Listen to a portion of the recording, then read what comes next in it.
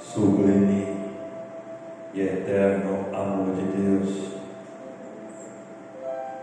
Sim, Senhor, nós te louvamos, nós te bendizemos, porque nessa manhã nós podemos sentir este amor cuidadoso que tem cuidado de nós.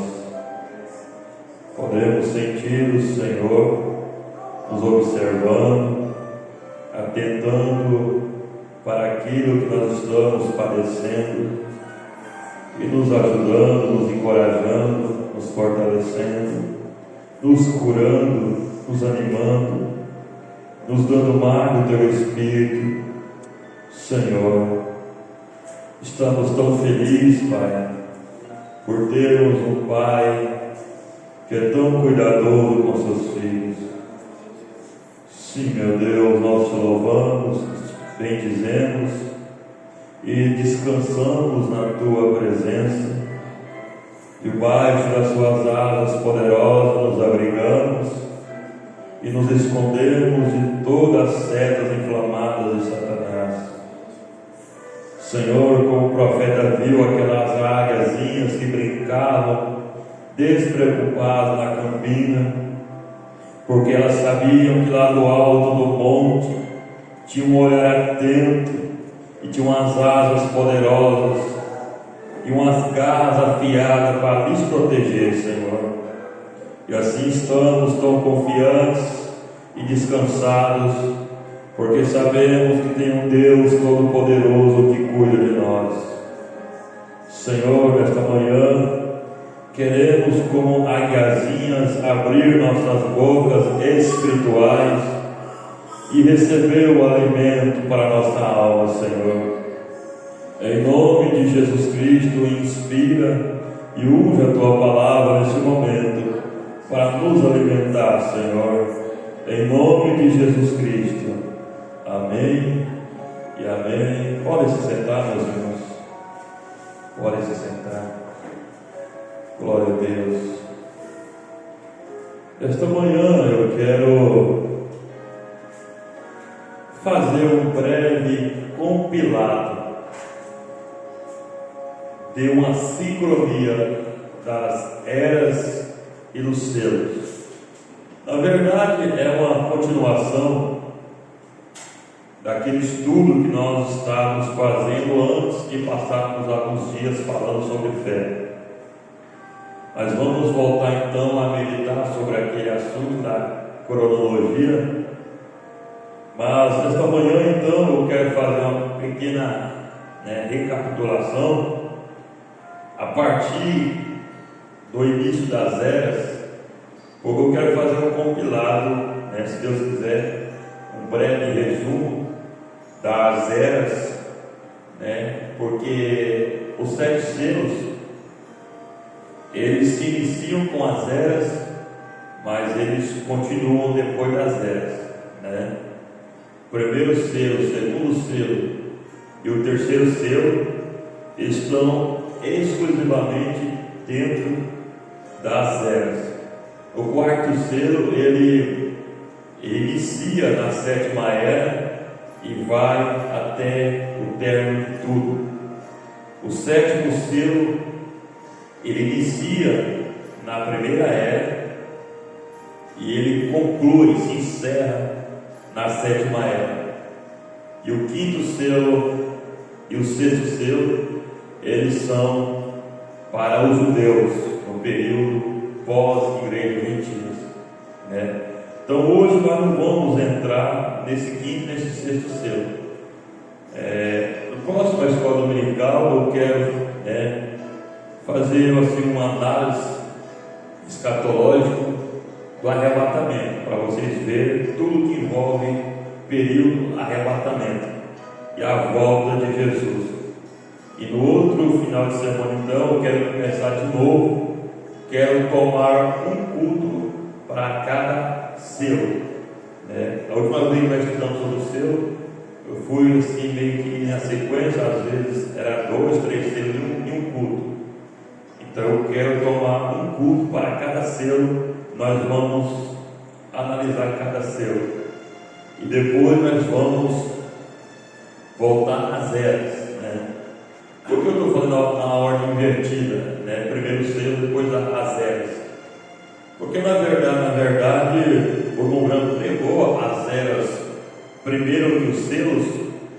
No entanto, o livro, como conhecemos das eras, o profeta só completou ele, corrigiu ele e liberou ele para ser distribuído depois dos selos, né? Então, na verdade, o livro das eras, né, o estudo das eras, ele só é completo depois da revelação dos 7 selos. Mas então, vamos voltar rapidamente aqui na meditação. Nós vimos então que desde o período do Calvário, quando Jesus, né, foi levantado na cruz ali e ressuscitou, desse período até o apóstolo Paulo começar a sua obra, o seu apostolado, esse período é chamado período neopentecostal, que é um período de transição do Antigo Testamento para o Novo Testamento, um período de transição onde Deus deixava os judeus e começava a tratar exclusivamente com os gentios. É como que dia para noite, noite por dia, há uma transição, né? Não escurece de uma vez e não clareia de uma vez, há uma transição.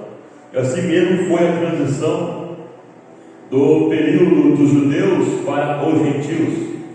E apesar de o Branco estipular uma data ali para início e término de cada era, na verdade aquelas datas são datas previstas, datas médias, não é data exata, porque há período de transição de uma era para outra também. Cada vez mais uma era vai perdendo a forma e a outra vai ganhando a sua forma, né? Então essa é a maneira para nós ter melhor compreensão dos fatos que se seguem. Mas então nós vimos que a era da igreja começou lá em Éfeso, né? Como nós vemos na mensagem do profeta de Deus. E o profeta estima-se que essa era começou no ano 53 depois de Cristo, quando o apóstolo Paulo fundou a igreja de Éfeso. A igreja de Éfeso não foi a primeira igreja assim, né, de característica gentia, né? A primeira igreja, né, que teve mais esse perfil gentil foi a igreja de Antioquia. Inclusive foi ali onde os cristãos começaram a ser chamados cristãos.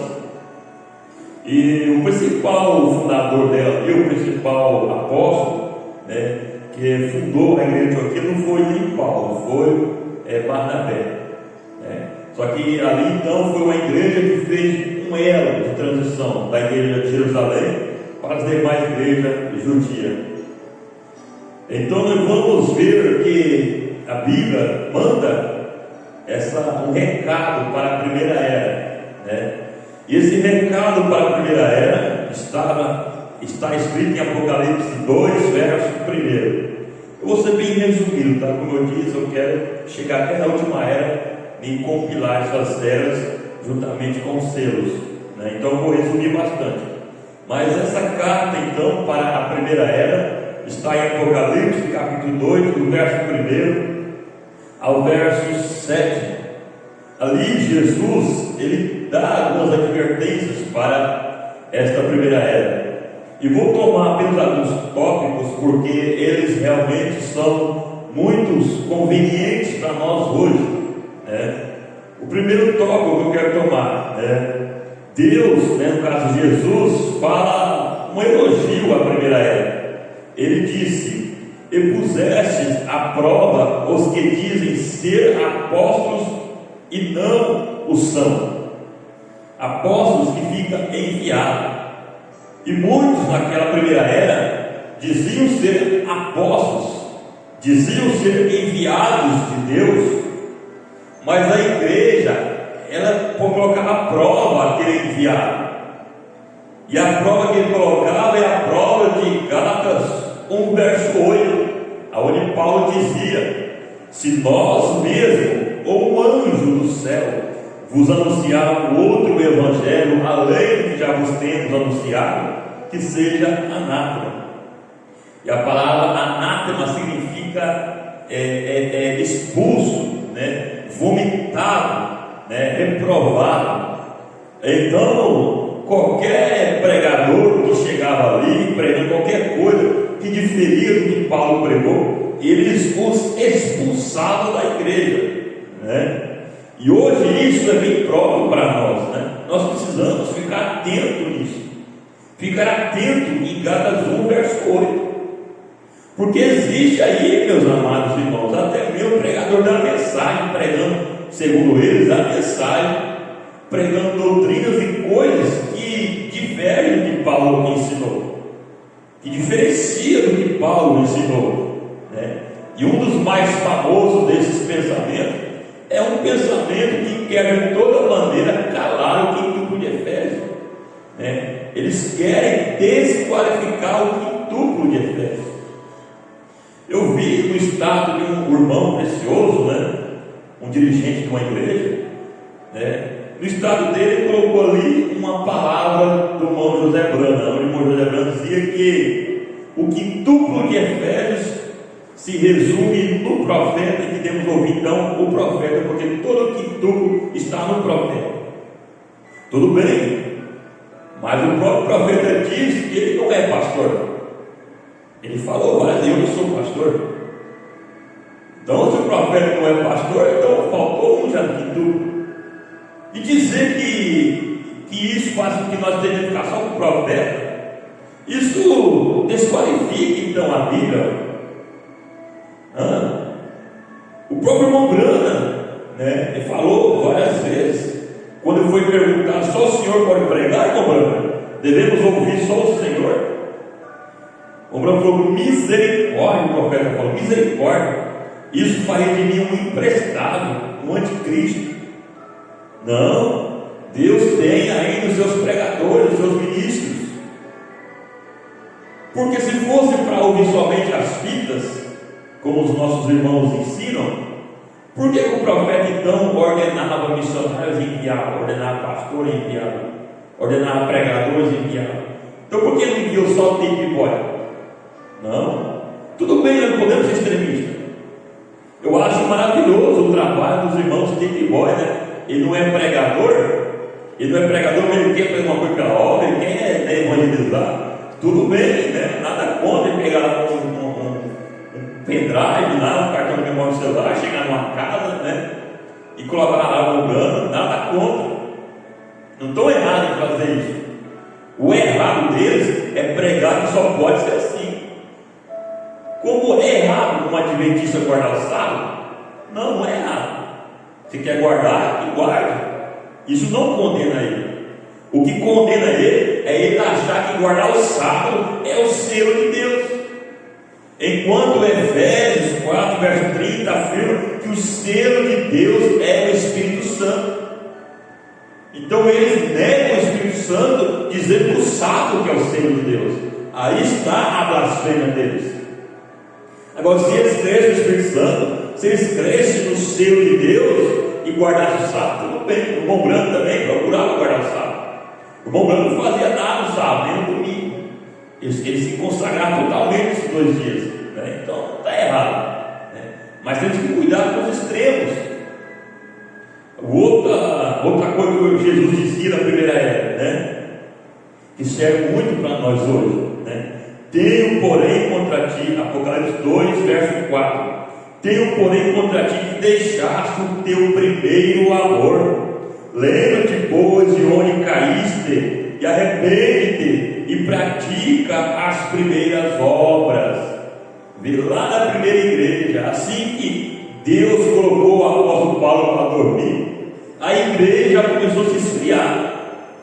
Aquele primeiro amor já foi se esfriando. O povo já não tinha mais aquele fervor. O povo já não tinha mais aquela dedicação. E na primeira era já começou essa frieza do amor pela palavra, pela igreja, pela obra. E hoje nós estamos vivendo uma grande frieza espiritual. Eu lembro de um evento que eu participei lá no Oráculo, lá no Cujubi. O pastor Jair Flores de Manaus falou uma coisa que eu sempre olho para essa igreja, toda a escola dominical eu lembro disso. O pastor Jair Flores fala: Você quer ver o nível de fé, de maturidade de uma igreja? Observe a escola dominical. Você vê o nível de maturidade da igreja pela escola dominical. Então, quando você tem 20 irmãos e vê 3, 4 na escola, isso dá quantos por cento de maturidade? Dá 2%. Né? Então você vê que só 2% da igreja já tem uma maturidade. Porque à noite você grita, você pula, você chora, você ora, mas o que realmente amadurece a igreja, estabelece a igreja, é a escola dominical. É aqui aonde se conhece, se aprende, se enraiza, se estrutura. Verso 6. Outra observação, né? Tens porém isso aqui, Deus fazia um elogio para aquela primeira era. Apesar de estar mais frio, mais formal ali, né? Menos assíduo na obra, Deus ainda tinha um elogio para eles. Jesus lhes disse: tem porém isto, que aborreces as obras dos nicolaítas, as quais eu também aborreço. Então ali no começo já tinha obreiros, pastores, seja quem for, querendo conquistar a igreja para si. Hoje, especialmente nas denominações, tem muito disso. Como na denominação, um pastor é como um empregado da denominação, se ele não der resultado, ele é demitido. Então os pastores lá estão conquistando a igreja para eles. Porque se de repente ele for demitido do cargo de pastor e ele abrir uma igreja para ele na esquina ali, os membros saem tudo aqui e vai para lá. Né? E vamos dizer que esse espírito não está na igreja da mensagem? Está na igreja da mensagem. Eu vejo evangelistas aí conquistando pessoas para ele. Ele evangeliza e conquista aquele membro para ele. Lá em Vidente vemos um caso desse, né? Que o evangelista lá está evangelizando escondido do pastor. Ele pedia para o irmão: não fala para o pastor não, essas ovelhas aqui são nossas, nós estamos ganhando. Tem, irmão, esse espírito na mensagem também. O pastor, em vez de apontar a igreja para a mensagem, para o profeta, para Jesus Cristo, né, ele fica tentando prender as pessoas nele. Porque é fácil você pregar para uma igreja que não lê mensagem, que não ouve mensagem, é fácil. É muito fácil, porque as pessoas não conhecem o que você prega, né? Ninguém vai te reprovar, ninguém vai te corrigir. O que você prega não falar amém. Agora dá mensagem para a igreja dele, ensina a mensagem, ouvir o profeta, ler as mensagens. Então, por quê? Por que muitos pregadores não querem muito que a igreja se informe? Porque isso exige dele mais, né, leitura, mais consagração, mais estudo. Só que uma igreja precisa conhecer mais, aprender mais, porque é isso que vai colocar ela na posição de arrebatamento. A Bíblia fala lá em Oséias: o meu povo padece por falta de conhecimento. Conheça o Senhor e prossiga em conhecê-lo. A pessoa não pode ficar descansada: eu já sei bastante da mensagem, já conheço bastante da mensagem, tá bom? Não, prossiga em aprender mais, adquira mais conhecimento. Então essa é uma coisa que nós precisamos, né, atentar para os tempos de hoje, né? Líderes que estão apontando assim para o povo, em vez de apontar para Jesus Cristo. E o mensageiro dessa primeira era, nós vemos claramente que foi Paulo, né? Creio que é o mensageiro mais fácil de convencer até os nacionais, né? Que Paulo foi. Agora eu pergunto, na época de Paulo não tinha a Bíblia. Será que eles lá viam Paulo como seu mensageiro nos seus dias?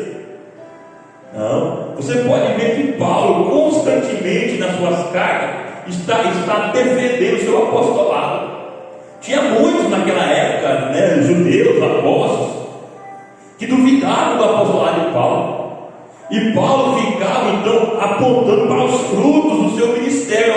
Olha o que Deus fez no ministério, olha o que Deus está fazendo, olha os milagres, os sinais. Jesus está confirmando que eu sou um apóstolo.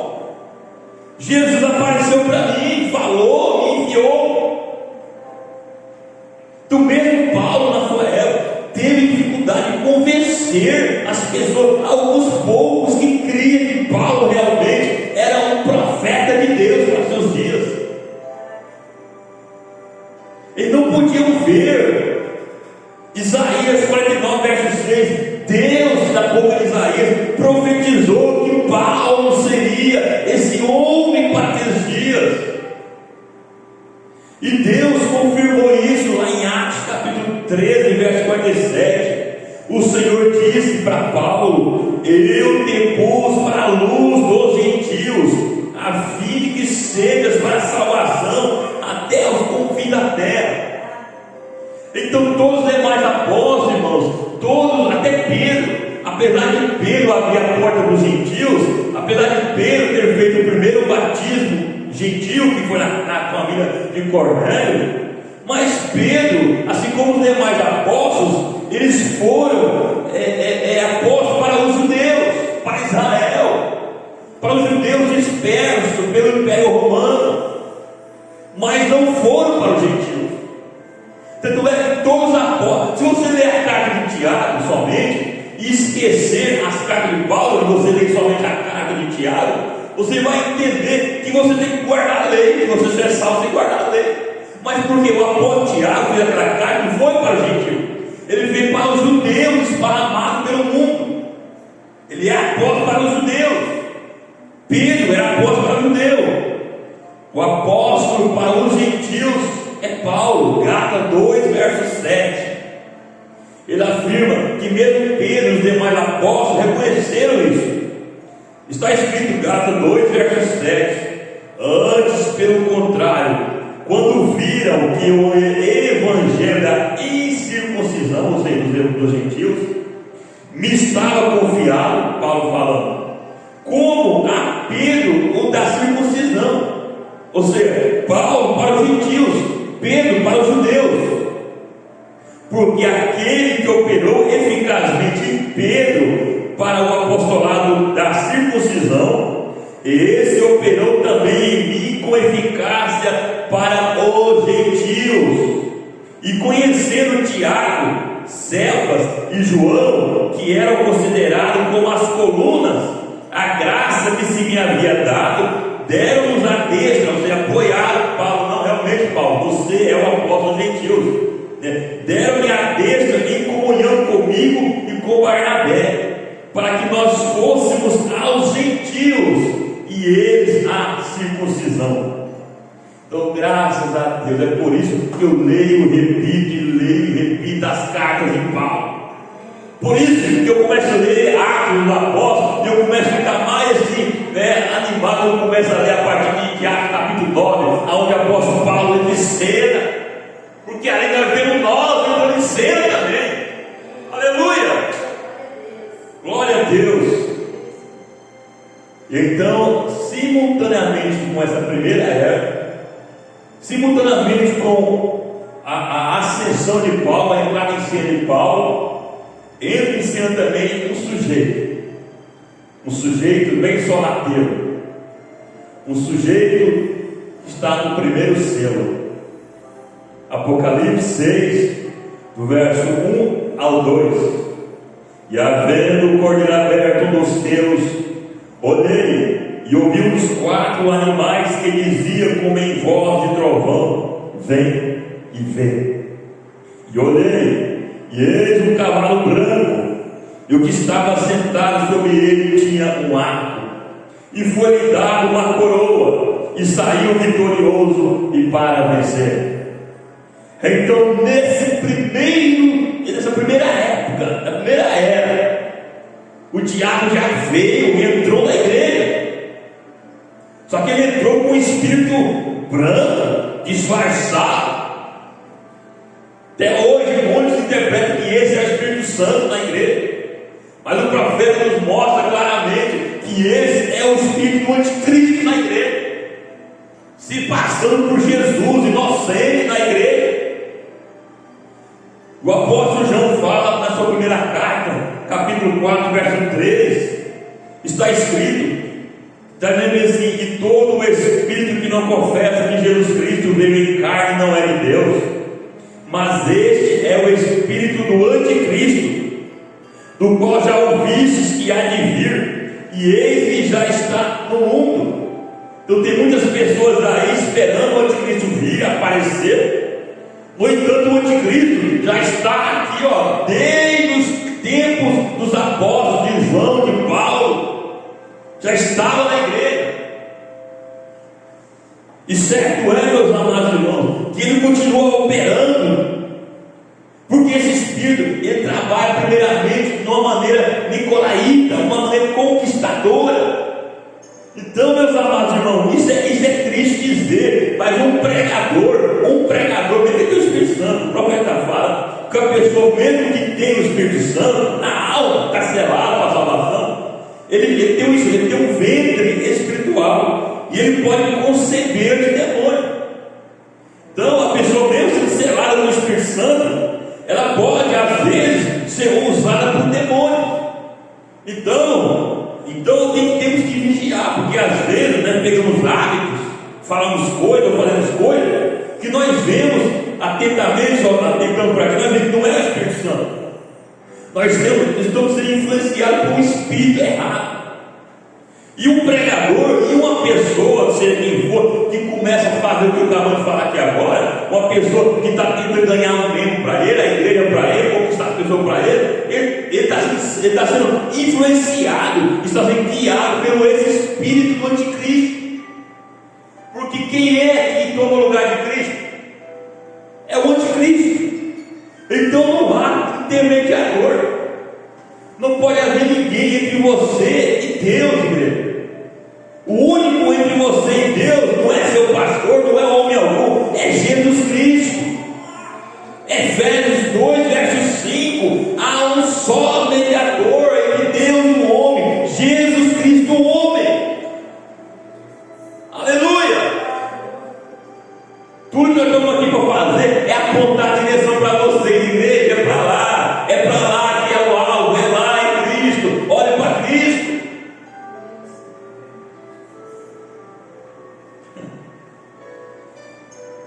E juntamente com isso, quando Deus enviou, quando o diabo enviou esse espírito do anticristo na igreja, só que Deus também não ia ficar de braço cruzado. Deus também enviou um espírito na igreja para poder combater esse anticristo.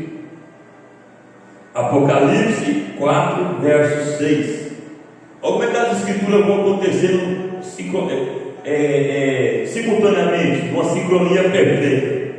Então, junto como o diabo enviou esse espírito do anticristo na igreja, Deus enviou o seu espírito para combater esse anticristo. Apocalipse 4, verso 6.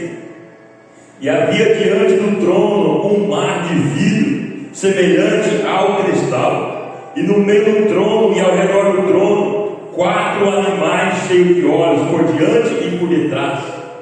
O profeta fala que esse monte de olhos ao redor é porque ele podia ver em toda direção ao mesmo tempo. Quem pode ver em toda direção ao mesmo tempo são espíritos. Então, isso aqui é espíritos de Deus. E o primeiro animal era semelhante a um leão. Então, esse primeiro espírito tinha as características de um leão.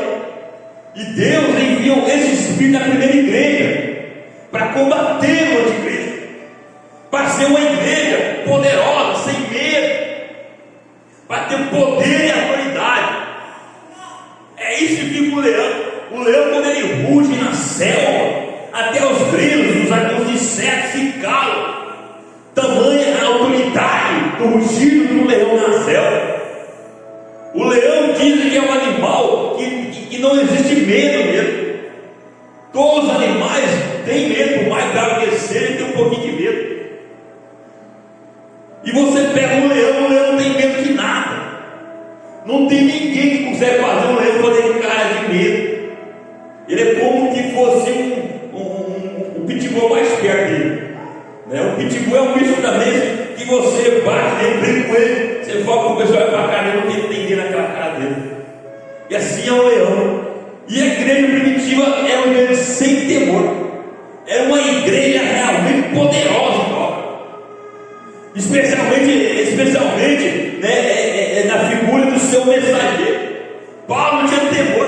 Mesmo Deus, mesmo o profeta Ágabo falou para ele: você vai voltar para Jerusalém, paga, você vai ser preso, pode até morrer. Paulo falou: se eu morrer, pouco importa, o importante é que o Evangelho seja anunciado. Aleluia! Por quê? Porque morrer para mim é lucro, viver é Cristo. Eu olhar para a sepultura e dizer: ó sepultura, aonde está a sua vitória? Ó morte, aonde está o teu aguilhão, morte? Aleluia! Esse é o Espírito que estava na igreja. Aleluia! Que esse Espírito esteja em nós também, amém? Aleluia! Mas vamos dar sequência, porque como eu disse, eu quero resumir aqui. Então vem a segunda era. A segunda era começa por volta do ano 170 e termina pelo volta do ano 312, um período mais médio de duração de 142 anos. A carta para esse período da igreja, para essa igreja desse período, está em Apocalipse 2, do verso 8 ao 11. E aqui eu quero tomar apenas uns tópicos para nós acelerar. No verso 10, Jesus diz a essa igreja: ser fiel até a morte, e dar-te-ei a coroa da vida. Porque essa igreja sofria grande perseguição, e o seu mensageiro era Irineu. Irineu, ele era um discípulo de João, e esse Irineu, que era discípulo de João, ele permaneceu com a palavra apostólica, com a mensagem original, e por isso eles eram perseguidos. Mas Jesus falou: Deus tinha que morrer, seja fiel, porque eu te darei a coroa da vida. O que vencer, você mesmo que morrer, vai morrer fiel à palavra, não negar a palavra. O que vencer não receberá o dano da segunda morte. Isso me faz lembrar do pastor Maxwell. Aquela pessoa que nasce duas vezes, morre uma vez, mas que nasce apenas uma vez, morre duas vezes. Oh, que paradigma interessante, mas é a verdade. Aquela pessoa que nasce de novo, que realmente tem uma experiência do novo nascimento com Deus, nasceu no natural, nasceu no espiritual, da água do Espírito, ele não pode morrer mais. Ele já passou da morte para a vida. Então a segunda morte, que é o lago de fogo, não pode lhe apanhar. Porque quando a pessoa tem essa experiência, meus amados irmãos, do novo nascimento, é como nós pregamos aqui na sexta-feira. Não importa a falha, o deslize, o erro dele, está sempre se arrastando aos pés de Jesus, na presença de Deus, do Senhor. Eu errei, eu falhei, mas deixa-me tentar de novo, Senhor. Eu quero começar de novo. Moisés falhou muitas vezes, Abraão falhou muitas vezes, todos os homens da Bíblia falharam muitas vezes, mas Deus os levantava e os deixava tentar de novo. Aleluia!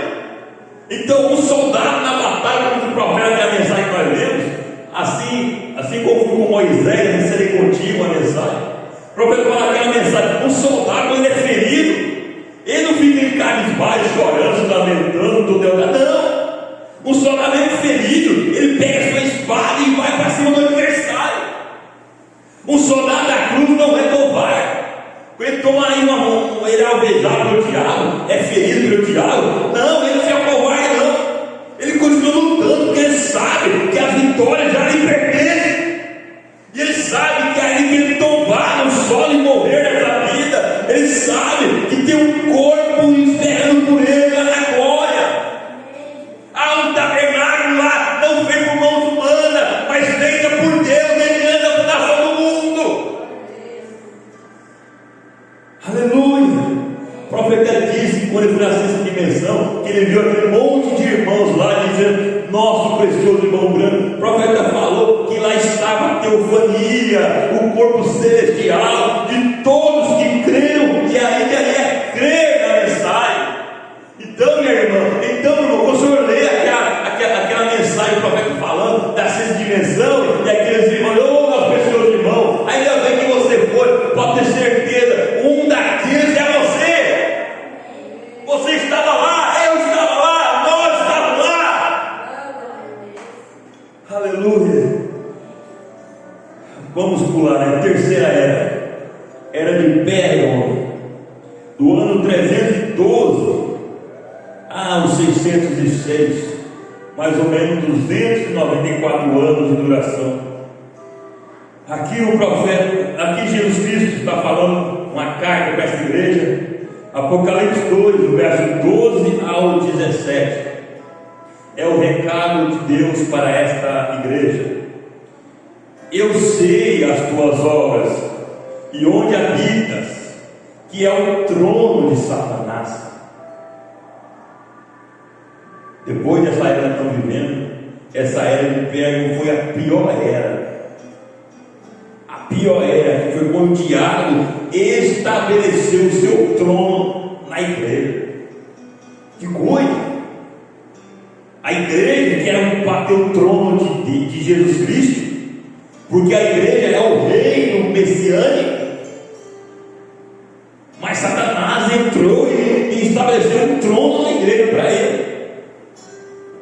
Sim, eu sei as tuas obras e onde habitas, que é o trono de Satanás, e retens o meu nome e não negaste a minha fé, mesmo com concílio de Sé, mesmo sendo estabelecido o papado na pessoa de Constantino, colocando então Constantino como pontífice no lugar de Cristo, trocando o batismo em nome do Senhor Jesus Cristo para o batismo pagão, usando o símbolo do Pai, Filho e Espírito Santo.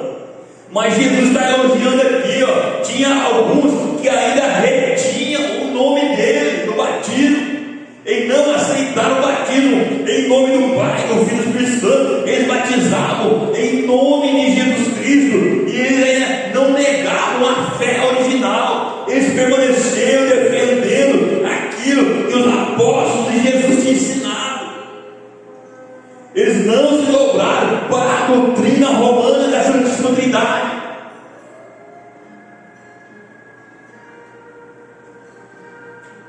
Mas umas poucas coisas tenho contra ti, porque tens lá os que seguem a doutrina de Balaão. O que é isso? O que é isso? Líderes, pastores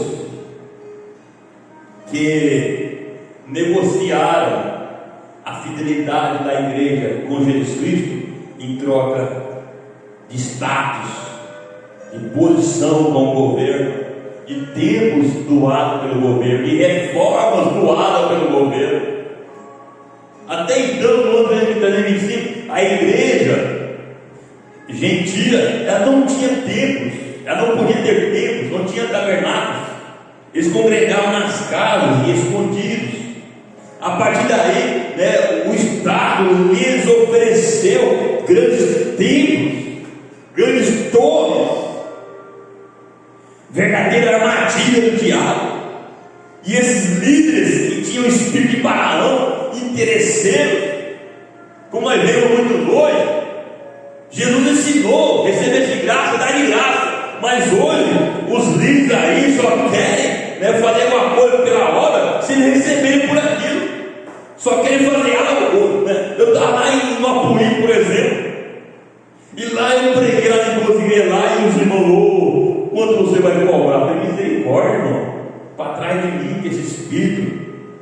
Olha, porque no mesmo final de semana tinha ido lá um pregador de Porto Velho também, denominacional, é claro, e tinha cobrado 7 mil reais para ir pregar lá no Apuí. Hoje está assim. Você acha que na mensagem não temos isso, meus amados? Tem. Graças a Deus é poucos, mas tem um outro que só vai no lugar se tiver recurso para ficar em hotel, comer em restaurante. Você acha que se ele vir aqui, ele vai aceitar você colocar aí um colchãozinho aqui, irmão? Como é que faz com os irmãos que vem? Põe um colchãozinho esparramado aí, uma rede ali? Não. Se trazer um pregador famoso aqui, independente de quem for ele, se você não tiver condição de pagar o melhor hotel para ele, o melhor restaurante para ele, não vem não. Não vem. Como é que é? Todos os espíritos juntaram livros que passaram por etapas em cada era. Agora você vai juntar todos nessa era. Todos nessa era. Mas graças a Deus, que Deus também está restaurando aquele poder original pentecostal. E o profeta fala na mensagem de restauração da árvore noiva: nem todos os demônios do inferno podem impedir isso acontecer. Deus vai ter uma igreja original sem mácula alguma. Então, irmão, nem pode todo demônio que for, todo esse espírito que eu estou vendo aqui, ó, pode vir contra a igreja, mas não vai poder parar a igreja de Jesus Cristo. Não vai nos parar, porque nós não nos dobraremos diante desses espíritos, porque Deus vem abrir nossos olhos espirituais para enxergar a verdade. Tiver que morrer, morramos, mas morramos ciente que o nosso corpo tomba, mas Jesus Cristo levantará outra vez na manhã de Páscoa. Aleluia! Assim tens também os que seguem a doutrina dos nicolaítas, o que eu aborreço. Você lembra que na primeira era, Jesus elogiou a primeira era, a primeira igreja, que eles resistiam aos nicolaítas, aborreciam os nicolaítas, não aceitavam homens conquistadores. Agora aqui na terceira era já é o contrário. Aquilo que é elogio para a igreja, agora se tornou crítica. Vocês estão aceitando isso, vocês estão seguindo, vocês estão seguindo esses homens, estão aceitando homens conquistar vocês, liderar vocês, em vez de deixar o Espírito Santo lhes guiar. E é o que foi, porque nós sabemos que foi nessa era que então a igreja se organizou, estabeleceu-se uma hierarquia na igreja, um líder máximo, outros líderes superintendentes, supervisores. Isso é organização, isso é denominação, igreja com hierarquia. Deus não tem uma hierarquia na igreja. O único soberano sobre todos é o Espírito Santo.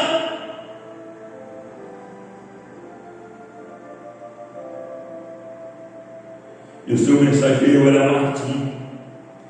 Martim, apesar de tudo isso, ele resistia a Satanás, que usava o Império Romano para devastar os cristãos. Até ali, olha como é que o diabo é, até ali, nessa era, os crentes morriam pelo nome de Jesus Cristo. A partir de agora, eles matavam pelo nome de Jesus Cristo. Não, agora a ordem não é morrer mais pelo nome de Jesus Cristo. A ordem agora não é morrer mais pela fé, agora a ordem é matar pela fé. Mas pela fé pagã, pela fé nicolaíta, pela fé baramita.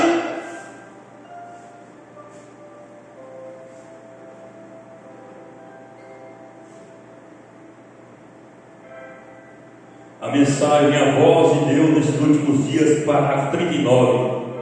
Eu estive lendo no Concílio de Nicéia, quando os grandes argumentos surgiram em Nicéia. Roma, 300 anos depois da morte de Cristo, no grande Concílio de Nicéia, quando a grande igreja que se manteve firme no que era correto, eles queriam a Bíblia.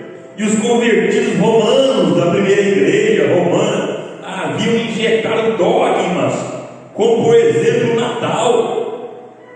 Então, quando aqueles homens verdadeiros de Deus que queriam permanecer com a palavra, como Policarpo, como Irineu, Martim, aqueles grandes e santos homens dos princípios que queriam permanecer na verdade, e quando eles trouxeram perante o Concílio de Nicéia, algumas daquelas pessoas tinham sido tão rejeitadas, até os profetas vieram do deserto, vestidos somente com peles de cabras, cobrindo sua nudez, para se assentar no concílio. Porém, eles conheciam a palavra do Senhor, mas a popularidade, irmão, oxalá esses profetas verdadeiros dessa época nem tivessem ido no concílio, esses pastores verdadeiros, oxalá nem tivessem ido nesse concílio, porque eles foram, e a promessa de popularidade, a promessa de riqueza, a promessa de favores políticos. Os perverteram, fizeram negar a fé. Logo tivemos 1000 anos de era negra. Vejam, um período tenebroso se começou nessa hora.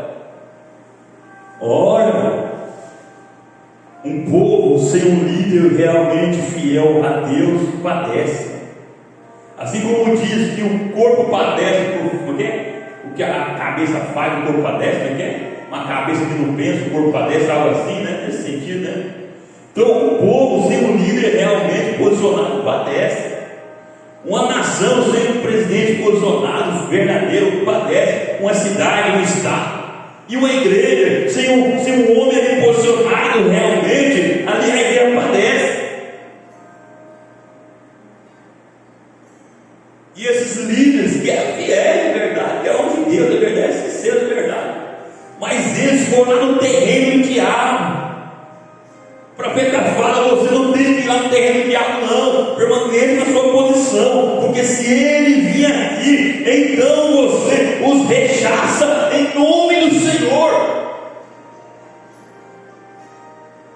Na sua casa é seu posto de dever. O diabo entra lá, seja o que for, com enfermidade, com palavras frias, seja o que for, o diabo entra lá. Você tem autoridade de dizer: Satanás, sai da minha casa, em nome de Jesus Cristo.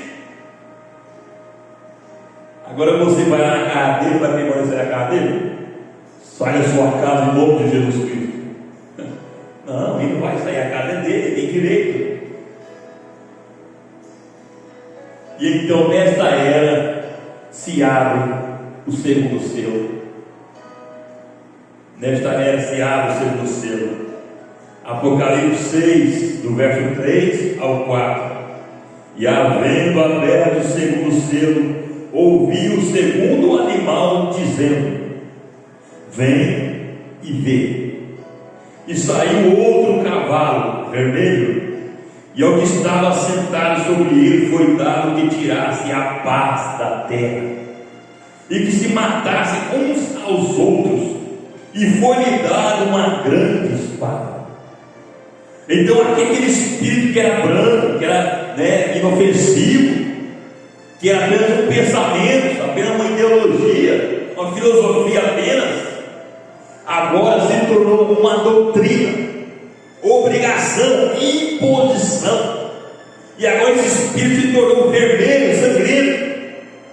Agora já não era a hora, mas não era morrer pelo nome do Senhor Jesus Cristo, é matar pelo nome do Senhor Jesus Cristo. E a igreja que era perseguida, agora se tornou perseguidora. E os povos fiéis que não aceitaram se submeter a esse espírito do diabo, eles tiveram que fugir, ou muitas vezes, da sua própria vida. Então, agora o diabo não usa mais Roma para matar os cristãos. O diabo usa a própria igreja para matar os cristãos. Agora se matar mais em nome de César, do Império Romano, se matar em nome da igreja. Meu Deus, essa era ela ou é a pior depois da nossa? Notem, o profeta falando, notem a mudança de cor desses cavalos. O mesmo cavaleiro, mudança de cor dos cavalos. Um cavalo é uma besta na Bíblia sobre um símbolo, representa um poder. O mesmo sistema cavalgando uma outra cor, poder. Deu um branco inocente a um vermelho sanguinário. Vejam agora como ele está vindo. Quando ele primeiro começou, ele era apenas uma pequena doutrina chamada nicolaísmo. É claro que não matava coisa alguma. Isso está em Apocalipse 2, verso 6. Aquilo não matava nada. Era apenas uma doutrina. Era só um espírito entre o povo, uma tendência. Agora ele não matava nada. Ele era tão inocente, cavalgando sobre esse cavalo branco. Bem, o argumento dele, né? Vocês sabem, nós poderíamos ter uma grande e vasta igreja mundial. sabe? Nós poderíamos chamar de igreja universal, a igreja católica. Nós poderíamos ser todos unidos aqui sobre um grande líder, sabe? Eles ainda fazem, vê? Agora, é perfeitamente inocente, parece bom esse pensamento. Isso é muito inocente. Sabe, é apenas um grupo de homens. Nós vamos todos juntar para companheirismo aqui. Vamos ter um grande companheirismo aqui, colocar aqui um líder sobre nós aqui. Vejam, isso é inocente, é branco. O cavalo era branco, veja. Mas esse tipo de pensamento é do diabo. Esse tipo de pensamento é do diabo. Inocente, pai, tão bom, mas é maligno.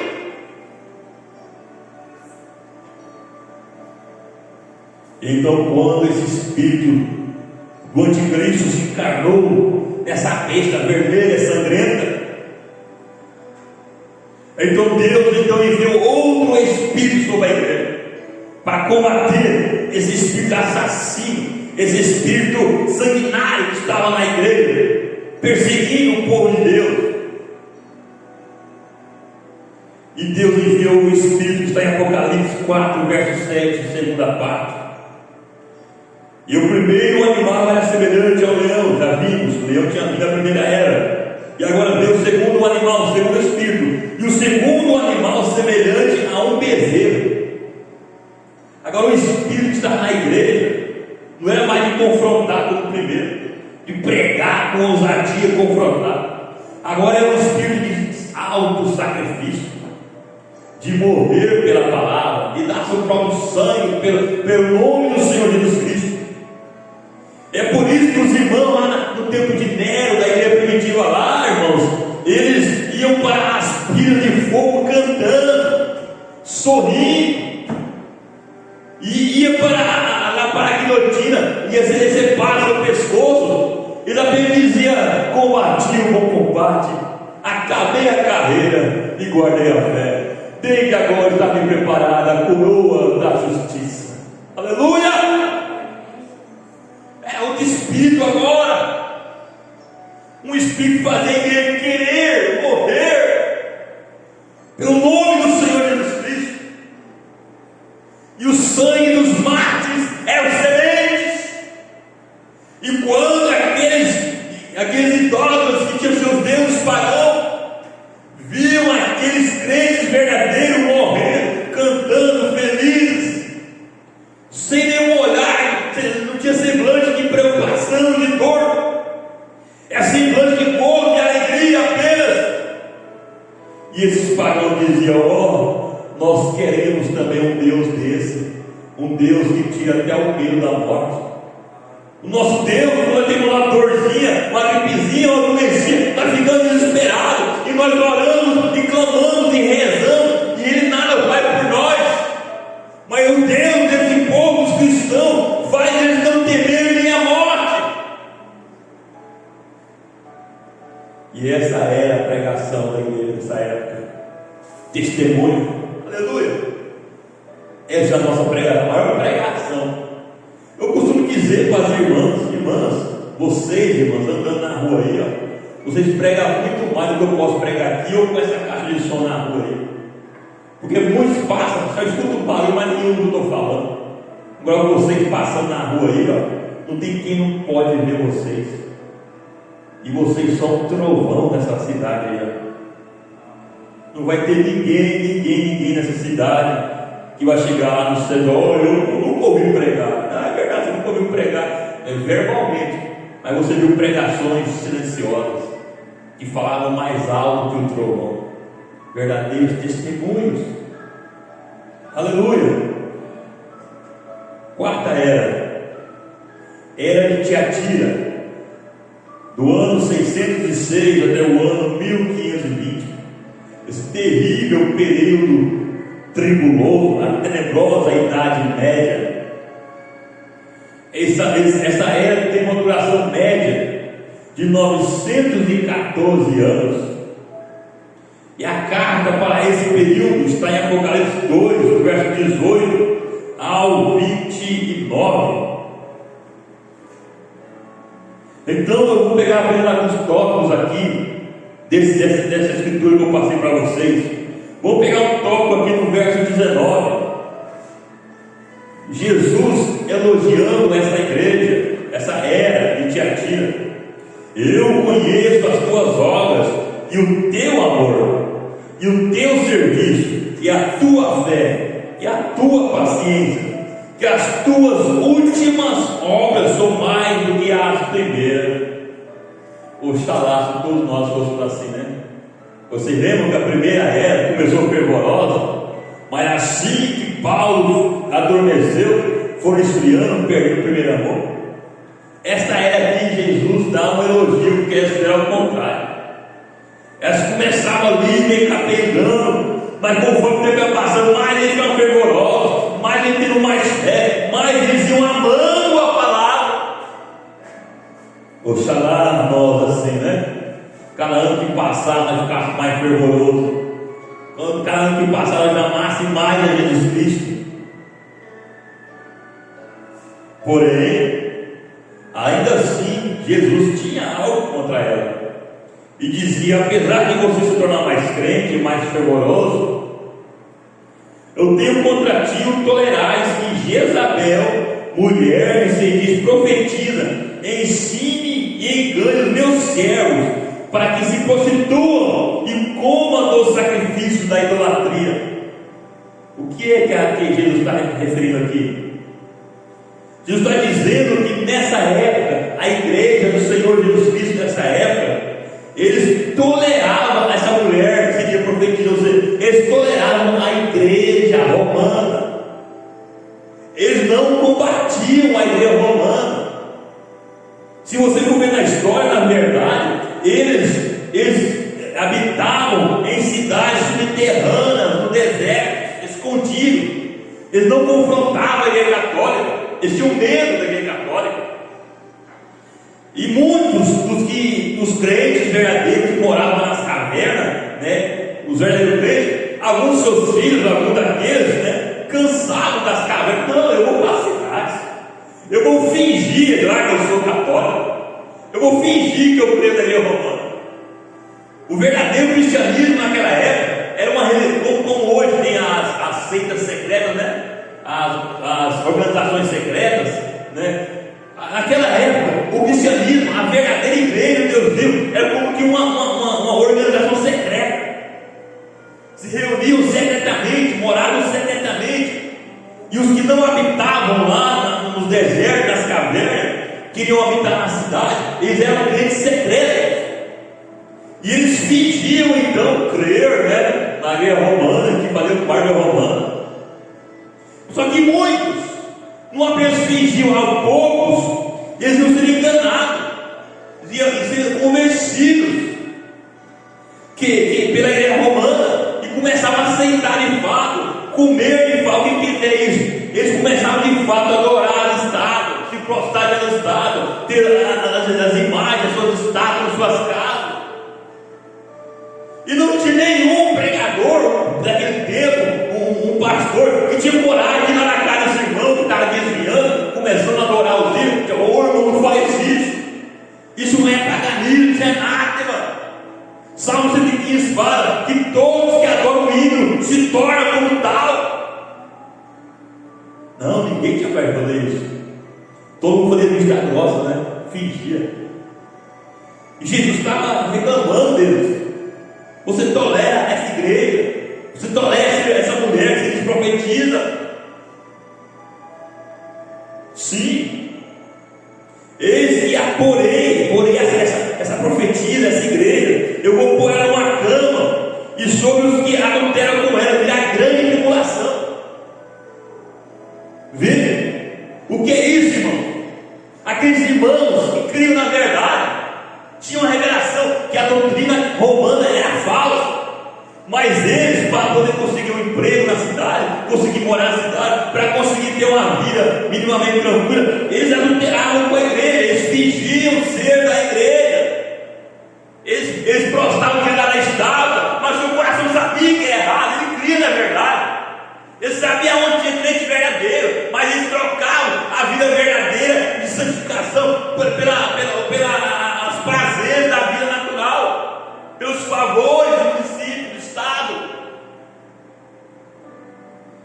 e essas pessoas creem na verdade, que conhecem a verdade, o que diz aqui o verso 22? E virá grande tribulação para eles. Não é o que vai acontecer agora? Esse espiritual está hoje aqui, nossos dias. Pessoas que conhecem a verdade, que até amam a verdade, têm relação à verdade, mas vivem em adultério com o mundo, em adultério com outras igrejas. Tem muitas pessoas que creem na mensagem, tem muitos pastores lá que creem na mensagem, sabem que o profeta de Deus é o profeta verdadeiro, mas ficam lá porque não querem deixar seus cargos, suas posições, seus status.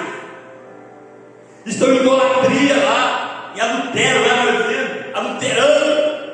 É um adultério espiritual, e essas pessoas vão ter que passar pela grande tribulação para então se purgar sobre o seu adultério e se santificar outra vez para Jesus Cristo.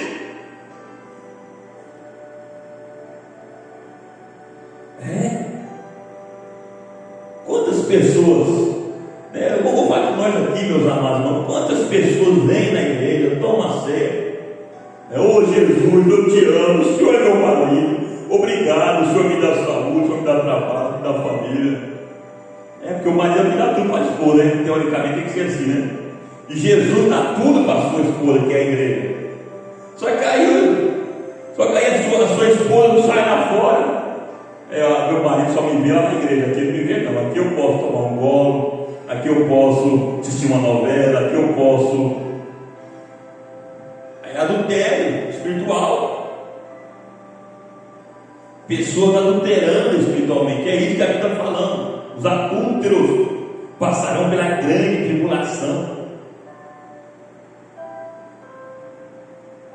Verso 24: mas eu vos digo a vós e aos restantes que estão em Tiatira, e todos quantos não têm essa doutrina e não conheceram, como dizem, as profundezas de Satanás, ou seja, não for lá, lá na igreja católica romana, não for lá ainda, vão ficar longe daqui, não conheceram aquela profundeza do diabo, que outra carga não vos porei. Eu sei, igreja, está difícil demais, não é fácil viver em cavernas, não é fácil viver pelo deserto, não é fácil viver escondido, igreja.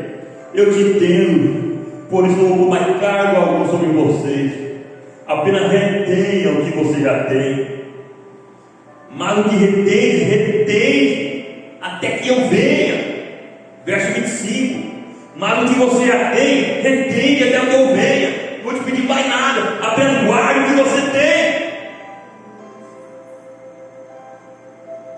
Seu mensageiro foi Columba, tempo está passando, né? Vamos rapidamente. Quinta era. A quinta era a era de Sardes.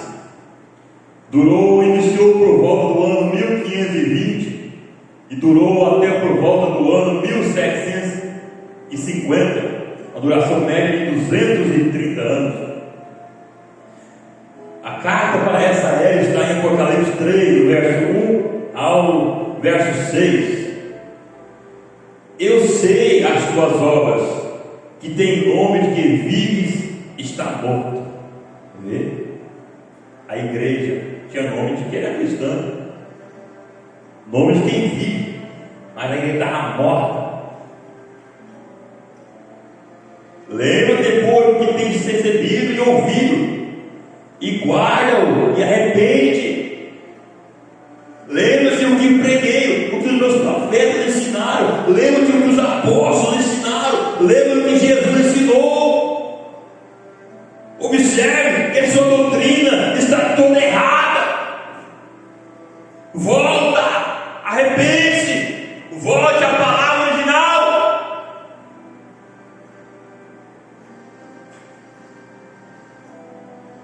Porque se não vigiares, virei sobre ti como um ladrão, e não saberás a que hora sobre ti virei. Crentes misturados com a igreja romana naquela época, e hoje também, crentes em adultério espiritual. Jesus fala: vigia, porque se você permanecer nessa condição, eu virei como um ladrão de noite, e você está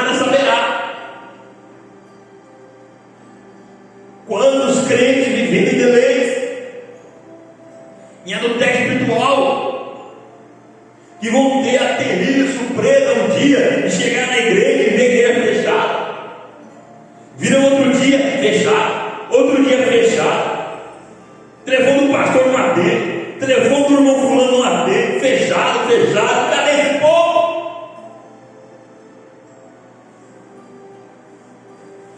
Mas também tem sarda de algumas pessoas que não contaminaram suas vestes, e comigo andarão de branco, porquanto são dignas disso. Aleluia! Tem nessa era ainda pessoas que não sujaram suas vestes, pessoas que não estão em adultério e delírio espiritual, mas pessoas crentes que são uma noiva fiel, esperando o seu noivo, puro, consagrando-se, conservando-se santidade para o Senhor.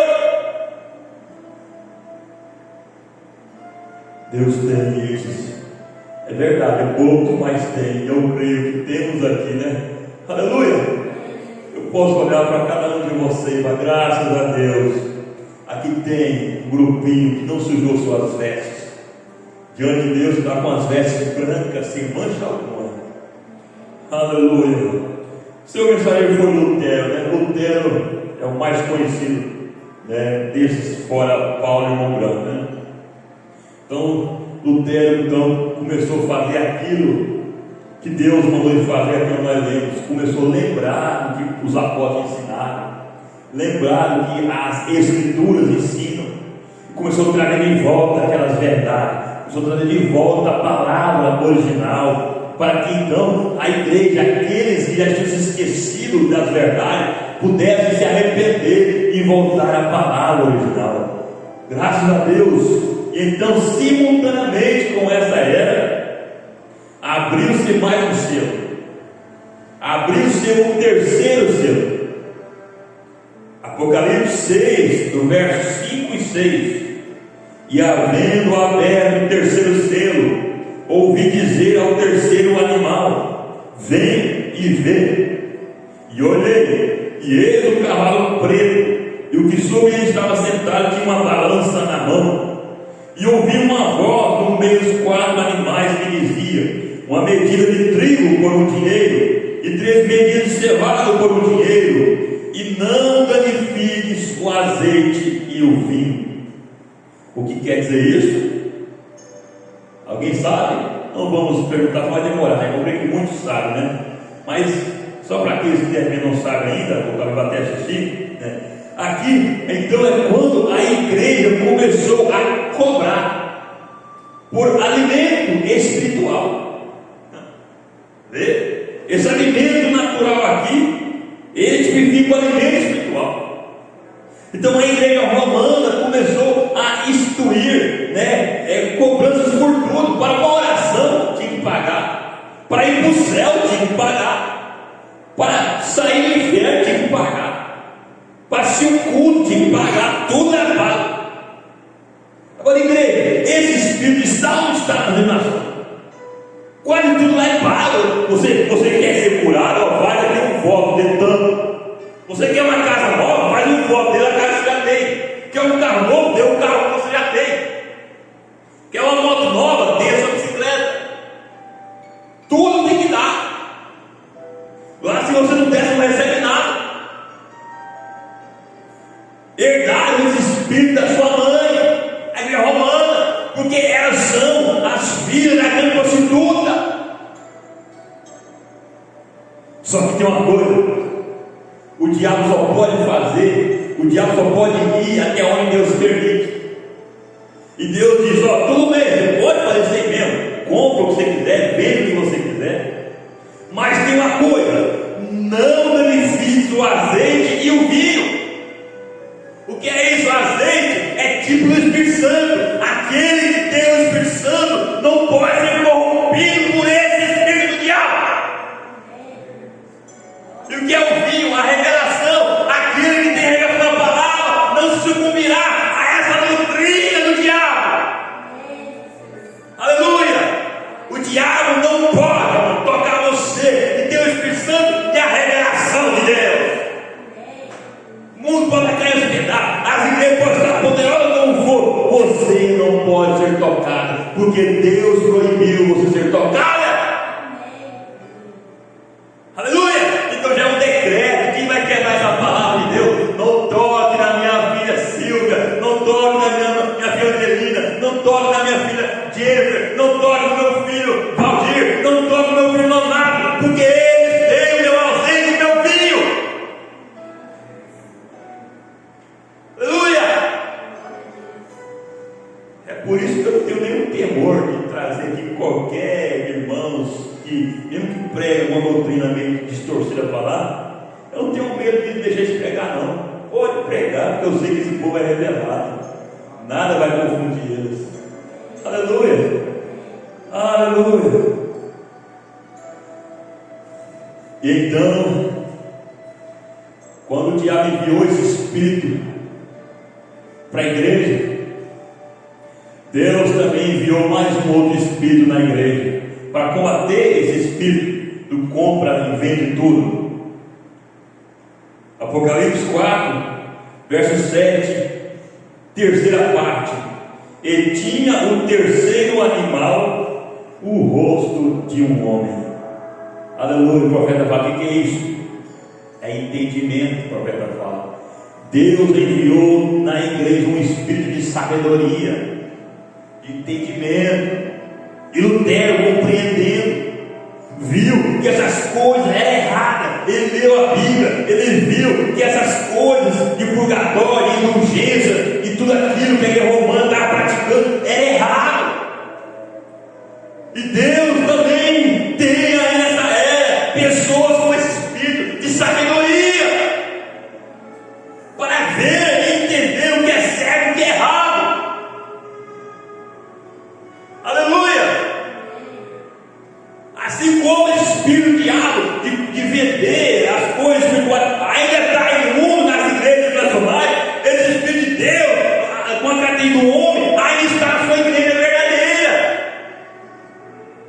Eu glorifico a Deus, porque aqui temos pessoas simples, é verdade, mas pessoas com entendimento espiritual aberto para compreender. A mensagem de sexta-feira é tão especial para o eleito que eu nem coloquei no canal. Eu falei: não, isso aqui é só para quem estava especial. E eu glorifico a Deus que você pode dar uma mensagem daquela tão necessitada de revelação para capitais, que eu creio que aqui mesmo o mais simples pegava e dá sentido. Aleluia! Não sei se você lembra, já é semana que eu prego aquela mensagem. E eu só prego em dias para pouquíssimas pessoas ouvirem. Mas não é porque eu escolho o prego que tem pouca gente, não, velho. Deus me coloca, hoje é tal mensagem. Naquele dia que eu pregar aquela mensagem, eu tenho 2, 3 para assistir. A outra vez foi naquela área ali, não sei se você lembra. Fui na área que a igreja estava sem energia, porque tinha cuidado da energia. Profeta, irmãos, coisas profundas mesmo, só a nata mesmo. Ele não pregava quando a igreja estava cheia, não. Ele não pregava nas denominações, não. Ele pregava só quando estava só ali os eleitos de Deus, quando estava só aquele servo da igreja. Porque tem coisa que você pregar quando tiver os crentes mais assim, você prega e se escandaliza, faz escandalizar. O pastor disse isso, aquilo outro. Tem coisa que tem que pregar só quando tiver só a nata. Vai ficar longo, né, para mim concluir, né? Ainda faltam 2 eras ainda, né? E 2 eras e um selo. Eu vou deixar para a próxima escola. Nós vamos estudar então a 6ª era. Vamos estudar a 6ª era, a 7ª era e o 7º selo. Vai ser o estudo da próxima escola. Você que vai ver pela internet, próximo domingo vai estudar então a 6ª era. Estudaremos o 4º animal, o 4º espírito que Deus enviou sobre a sua igreja, e o 7º selo, e o 4º selo. Vai ser profundo, né? Como eu disse, tem pessoas que lêem o 7º selo, né? Ninguém sabe o que significa. Ninguém sabe o que significa, porque tudo está escrito, ele foi silêncio absoluto, né? Só que Apocalipse 17 fala que nos dias da volta do sétimo anjo, todos os segredos seriam revelados. E aí, então o que tem esse silêncio? Nós temos que saber. E as pessoas leem o sétimo selo e não vê o profeta falando. Mas nós vamos falar aqui, vamos mostrar para você que tiver no Espírito certo de Deus. Eu creio que Deus vai abrir seu entendimento e você vai ver. Esse silêncio que o profeta fala, esse silêncio, ele dizia, ele trovejava 3 coisas. Aleluia! A revelação ela empolga. Esse silêncio, aleluia. Apocalipse 1, verso 8, 7º selo. E havendo aberto o 7º selo, fez-se silêncio no céu quase por meia hora. Isso é tudo. Esse é o 7º selo. Mas ele está dizendo 3 coisas. Uma delas começou lá em Éfeso, e as outras 2 agora. Aleluia. Amém? Se você quiser saber, próxima escola dominical. Feche seus olhos, fique em sua cabeça. Senhor Deus, que o Senhor possa então, meu Deus, através do teu Espírito Santo, abrir o entendimento dos que me ouvem, Senhor, não só presente, mas pela internet também. Que o Senhor possa, Senhor, revelar-se aos pequeninos, meu Deus, e aos simples e humildes de coração, meu Deus. Em nome de Jesus, meu Deus, pois o profeta fala que essas revelações, esses conhecimentos é que nos darão fé para arrebatamento, Senhor. É o conhecimento da tua palavra que traz fé, meu Deus. Então revela cada verdade para nós nesses dias, Senhor. Em nome de Jesus Cristo, amém e amém. Graças a Deus.